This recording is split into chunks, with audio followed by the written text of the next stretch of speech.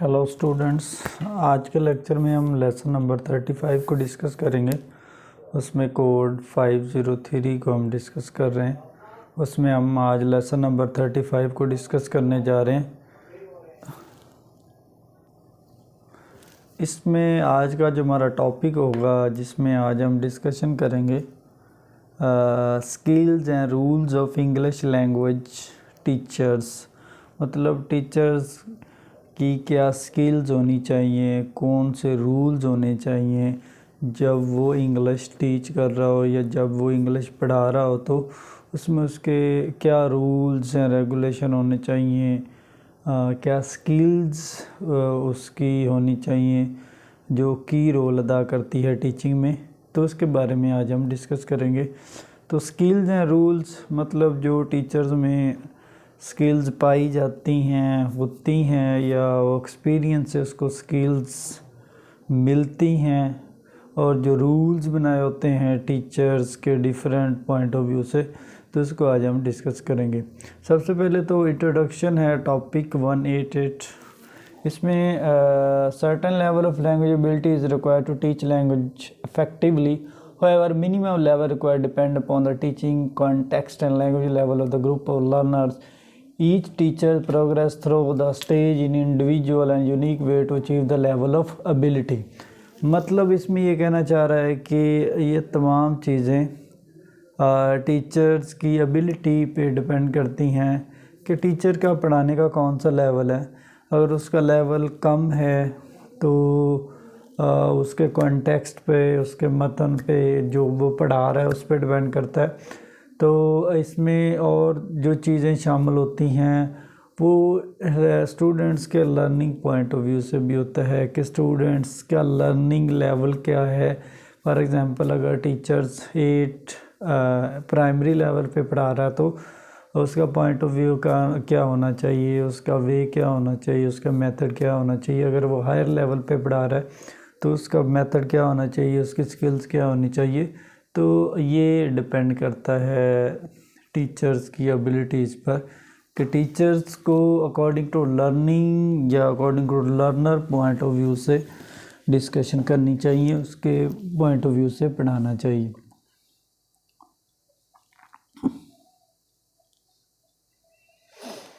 In recent year, humanistic and communicative theories put great emphasis on learner-centered teaching. That is teaching which makes the learner need and experience centered.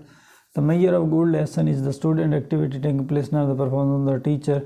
It is suggested that teacher in the learner-centered classroom needs special quality including maturity, institution, education skills, and openness to student input and greater tolerance for uncertainties. These qualities are marked in contrast to more traditional teacher behavior.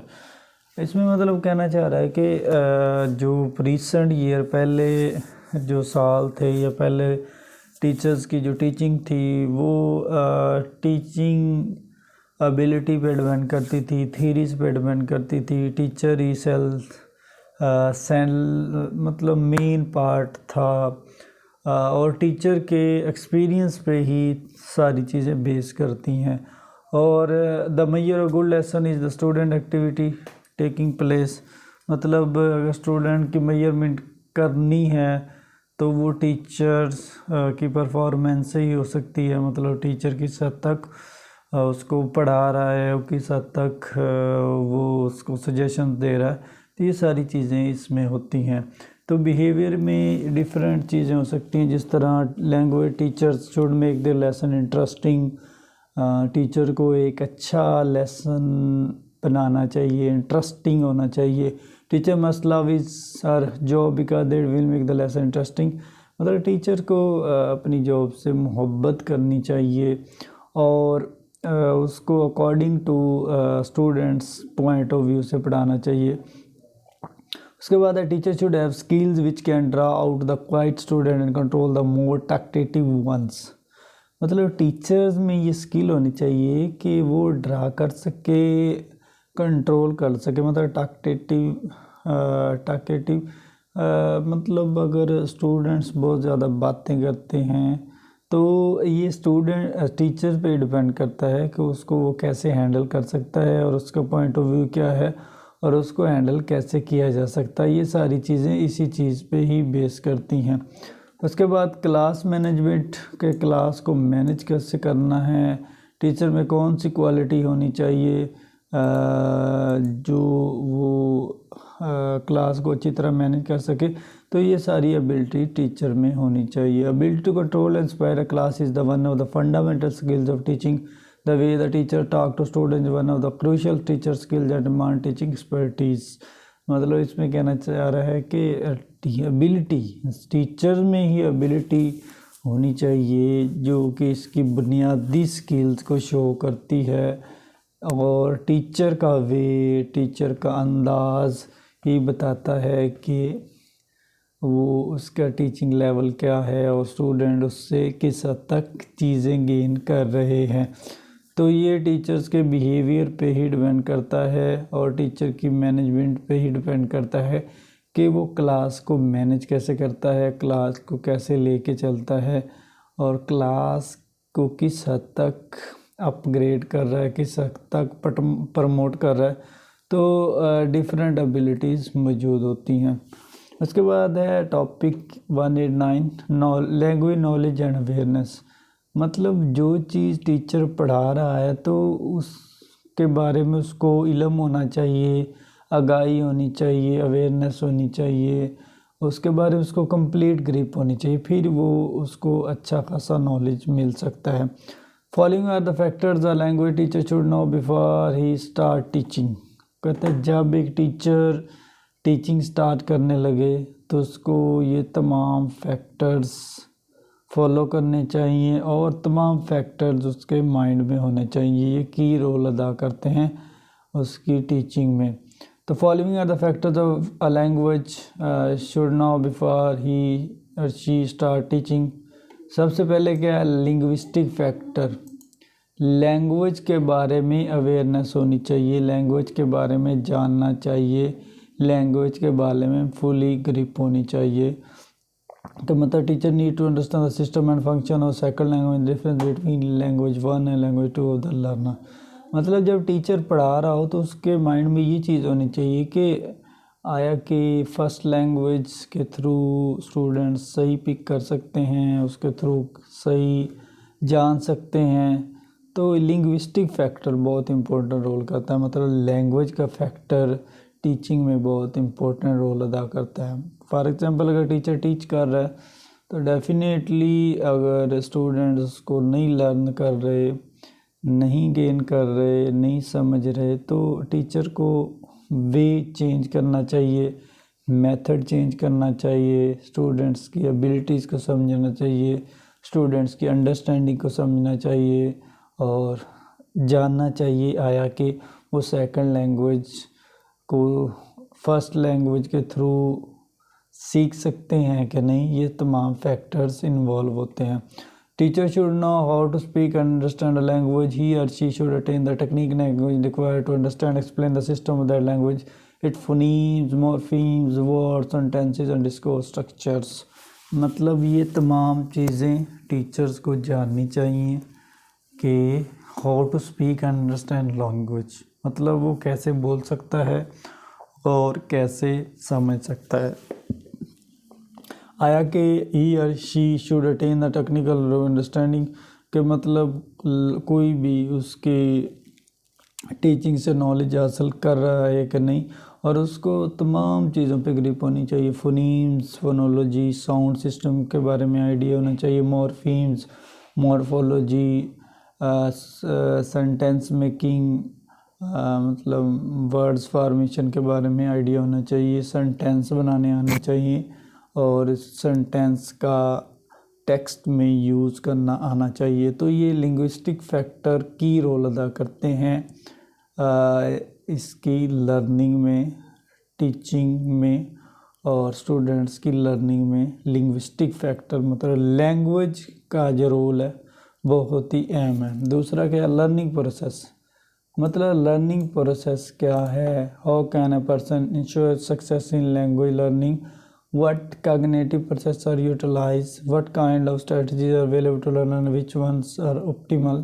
मतलब learning process क्या है, learning का method क्या है, learning का वे क्या है, ये सारी चीज़ें माइंड में होनी चाहिए। एज एंड एक्विजिशन, एज का फैक्टर बहुत ही इम्पोर्टेंट है। मतलब टीचर्स को एज के लिहाज से ही ऑब्ज़र्व करना चाहिए, एज के लिहाज से ही टीच करना चाहिए। To know about difference between children and adults, learning process is common observe that children are better language learner than adults. वो कहता है कि ये चीज़ टीचर के माइंड में होनी चाहिए कि बड़ों की निस्बत बच्चे जल्दी सीखते हैं और बच्चे बहुत जल्दी ही चीज़ों को पिक कर लेते हैं, तो इसलिए उसको डिफरेंस क्लियर होना चाहिए। इंस्ट्रक्शनल वेरिएबल्स, मतलब जो इंस्ट्रक्शंस हैं वेरिएबल्स होनी चाहिए। What are the facts of varying methodological approaches, textbook material, teacher style, institution factors, consider the amount of time spend in classroom learning a second, is there any optional length of time required successful mastery. मतलब instruction variables होनी। Context, मतलब मतन क्या है, main जो topic क्या है।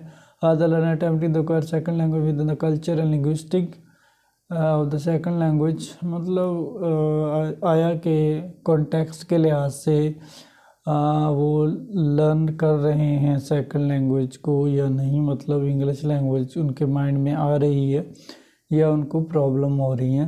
तो ये सारी चीज़ें टीचर को जाननी चाहिए। और सोशियोलॉजी, मतलब सोशल कल्चर के बारे में आइडिया होना चाहिए। उसके बाद पर्पस, लर्निंग का पर्पस क्या है या डिलीवरिंग का पर्पस क्या है। Why are the learner attempting to acquire the second language, are they motivated by the achievement of successful career और by passing a foreign language requirement. कहते हैं पर्पस क्या है इंग्लिश लर्न करने का या इंग्लिश जो टीचर टीच कर रहे हैं उसका मकसद क्या है, उसके बारे में आइडिया होना चाहिए कि वाई आर लर्नर अटेम्प्टिंग, क्यों लर्न कर रहे हैं, अटैम्प्ट कर रहे हैं दूसरी लैंग्वेज को क्यों गेन कर रहे हैं, उसके बारे में आइडिया होना चाहिए। Are they motivated the achievement of successful career are passing for, क्या वो चाहते हैं कि उनका एक सक्सेसफुल कैरियर हो, अच्छी जॉब हो, अच्छी सैलरी हो, या जस्ट वो सेकंड लैंग्वेज को लर्न करना चाह रहे हैं। जैसे इंग्लिश कुछ लोग जॉब्स के लिए गेन करते हैं, कुछ लोग जस्ट फॉरेन लैंग्वेज के तौर पे माइंड में रखते हैं। तो ये सारी चीज़ें लर्नर्स के माइंड में होनी चाहिए। Learning and the learners 190 topic है। मतलब लर्निंग इज एक्वायरिंग और getting knowledge of the subject और the skill by study experience instruction. Teaching is showing और helping someone to learn how to do something, giving instruction, guiding study of something, causing to know understand. मतलब इसके बारे में जानना चाहिए कि आया कि लर्निंग है या लर्निंग मतलब कोई भी चीज़ लर्न करना, गेट करना बाय एक्सपीरियंस, तजर्बे से और हदायत से। और टीचिंग क्या आया कि लर्निंग में हेल्प कर रही है, गाइड कर रही है या अंडरस्टैंडिंग हो रही है कि नहीं। Breaking down the component of definition learning we get learning is acquisition, retention of information और skill, relatively permanent subject for getting involved, some for practice, perhaps in reinforced practice। तो ये सारी चीज़ें इसमें आती हैं। चेंज इन बिहेवियर में change का भी फैक्टर हो सकता है। Current second language research has revealed that socio-psychology factor affects source in learning as second language. This domain covers teachers' knowledge about difference among language learning, their level of social culture awareness। ये सारी चीज़ें की role अदा करती हैं। Individual difference such as motivation, attitude, anxiety, identity, learning style, pedagogical belief, socialized pattern, learning community strategy affect success in learning. Motivation a positive factor on learning, while learner with high level of anxiety do not seem to be successful language learning. Competent second language teach know about the rule these factor। मतलब ये सारी चीज़ें बहुत ही impact करती हैं, बहुत ही की role अदा करती हैं। मोटिवेशन, मोटिवेट करना, मुतहर्रिक करना, एटीट्यूड, बिहेवियर, एंग्जाइटी, परेशानी, आइडेंटिटी, शनाख्त, लर्निंग स्टाइल, स्टाइल क्या है, बिलीव्स क्या है, सोशलाइजेशन क्या है, पैटर्न क्या है, और कम्युनिकेटिव मतलब बात को कन्वे करने का तरीका क्या है। तो ये सारी चीज़ें आती हैं। उसके बाद है प्रोफेशनल डेवलपमेंट एंड वैल्यूज़, मतलब प्रोफेशनली लिहाज से अगर डेवलपमेंट हो रही है, उसमें तरक्की हो रही है, तो उसकी वैल्यूज़ क्या है, उसकी अहमियत क्या है। Teachers are journey motivate to continue with their professional development educational institution. There are teacher with different level experience, knowledge, skills and expertise. Knowledge by learning, teaching and learning is a tentative and incomplete state. Teacher need regular opportunity to update their professional knowledge. Mutual sharing of knowledge experience valuable source. Classroom का factor बहुत की role अदा करता है। उसके बाद foundation level ही classroom मतलब main concern है about learning. Classroom not only place where students learn, they are also place where teachers can learn. It is the responsibility of education to provide opportunity for continued professional education and to encourage teachers to participate in them. In order for such event to take place, they need to be planned, supported and refined. इसमें कहना चाह रहा है कि classroom एक ऐसी जगह है जहाँ ना सिर्फ स्टूडेंट्स लर्न करते हैं बल्कि टीचर्स बहुत ज़्यादा लर्न करते हैं। टीचर्स बहुत ज़्यादा स्किल्स गेन करते हैं, उनके माइंड में डिफरेंट चीज़ें आती हैं, डिफरेंट लर्निंग होती है, डिफरेंट वोकैबुलरी उनके माइंड में आती है। मतलब टीचर्स के लिए भी बहुत ही इम्पोर्टेंट प्लेटफॉर्म है क्लासरूम, ना सिर्फ स्टूडेंट्स के लिए बल्कि टीचर्स के लिए भी बहुत इम्पोर्टेंट है। Foundation level, it is some awareness institution issues and different rules within their institution who fulfill job related responsibility developing level and started developing institutional awareness। मतलब फाउंडेशन लेवल क्या है, बुनियाद क्या है, प्रोफिशिएंट लेवल मतलब proficiency क्या है, understanding क्या है, प्रोफेशनल लिहाज से रिस्पॉन्सिबिलिटीज़ क्या हैं, और टीचर्स की डेवलपमेंट कैसे हो रही है। उसके बाद नेक्स्ट है teacher as a resourcer, controller and promoter.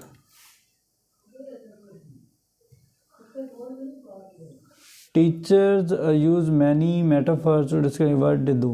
Within the class, teacher role may change from one activity to another. If they are fluent at making changes, the effectiveness of teacher may greatly enhance. Teachers' rules such as a prompter, source or tutor may well fulfill the concept.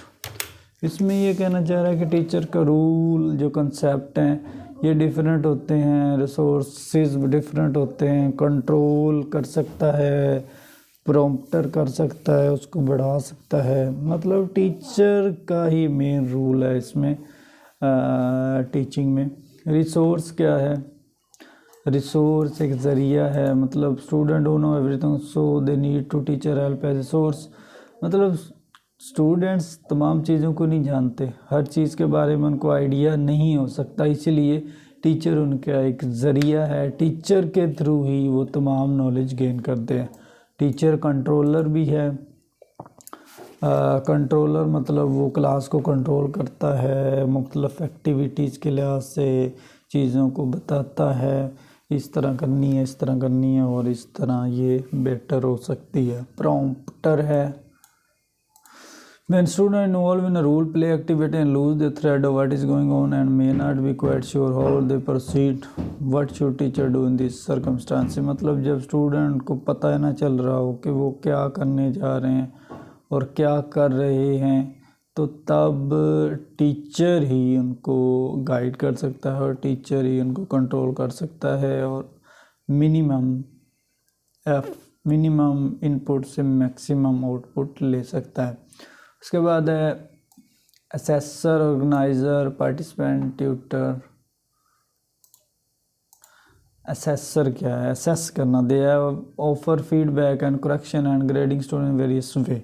मतलब assess करना, उसके बाद उनको marks देना, उनका feedback लेना, feedback से ही teachers को पता चलता है कि स्टूडेंट्स का लेवल क्या है, वो किस हद तक लर्न कर रहे हैं। ऑर्गेनाइज़र होता है, ऑर्गेनाइज़ करने वाला होता है एक्टिविटीज़ इंफॉर्मेशन प्रोवाइड करता है, बताता है उनको एक्टिविटीज़। पार्टिसिपेंट, डिफरेंट पार्टिसिपेंट हो सकते हैं इंस्टेड ऑफ हैविंग प्रमोट, ठीक है। और बहुत सारी एक्टिविटीज़ स्टूडेंट जो नहीं कर सकता वो टीचर ही कर सकता। ट्यूटर, मतलब टीचर एक ट्यूटर है। When students are working on longer projects such as pieces of writing or preparation for talk or debate, working with individuals or small them interaction that are not through taking such as we are combining the roles of prompter and sources acting as a tutor, मतलब ये tutor के तौर पे भी काम करता है। However, being a tutor when students are working in small groups or peer teacher can round and stay briefly with the participant group individual and offer general guidance। मतलब जब टीचर्स कोई टास्क देते हैं, डिफरेंट टास्क उनको दिए जाते हैं, तो वो टास्क के दौरान उनकी लुक आफ्टर करता है, उनकी देखभाल करता है और उनको बताता है जो चीज़ें उनको समझ ना आ रही हो उनके बारे में गाइड करता है कि ऐसे करनी चाहिए। तो ये सारी चीज़ें इसमें आती हैं।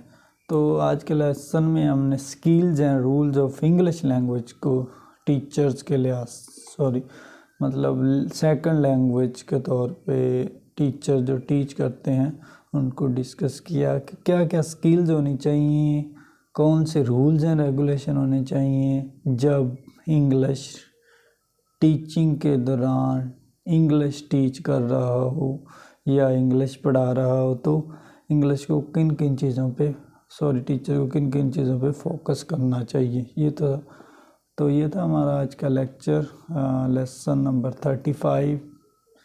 हम 34 इससे पहले लेसन डिस्कस कर चुके हैं कोड 503 के।